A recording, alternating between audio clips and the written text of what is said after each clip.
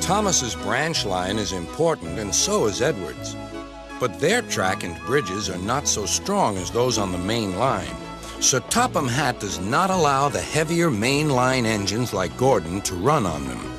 But one day, the way Gordon was talking, you would have thought Sir Topham Hatt had given this order for quite another reason. "It's not fair," grumbled Gordon. "What isn't fair?" asked Edward. "Letting branch line diesels pull main line trains." "Never mind, Gordon. I'm sure Boko will let you pull his freight cars sometimes." Gordon spluttered. "I won't pull Boko's dirty cars. I won't run on branch lines."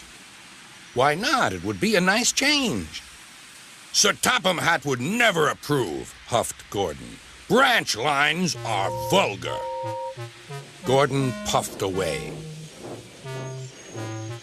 Edward chuckled and followed him to the station. Every evening, the two engines pull two fast trains from the station. Gordon always leaves first with an express for the main line. Edward follows 5 minutes later with his train for the branch line.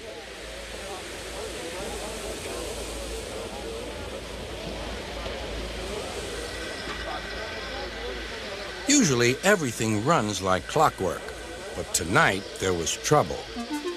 A lady in a green floppy hat was saying goodbye to a friend. It was nearly time for Gordon to start. The fireman looked back towards the conductor's van and saw something green waving. "Right away, mate." He thought the conductor had waved his flag. Gordon started, leaving luggage, his passengers, and the conductor all standing on the platform. Everyone was very surprised and cross.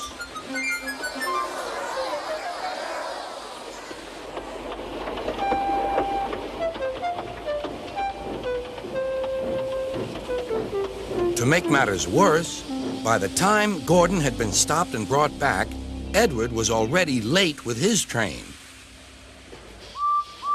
So now he set off first.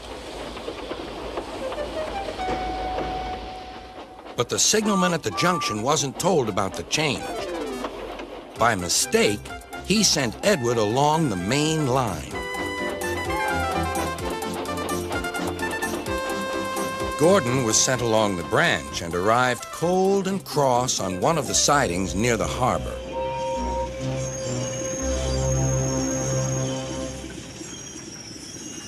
Next morning, Bill and Ben peeped into the yard. There were no cars for them, but they didn't mind that. Teasing Gordon would be much better fun. "What's that?" asked Bill.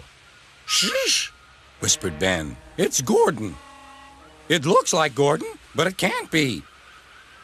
Gordon never comes on the branch lines. He thinks them vulgar."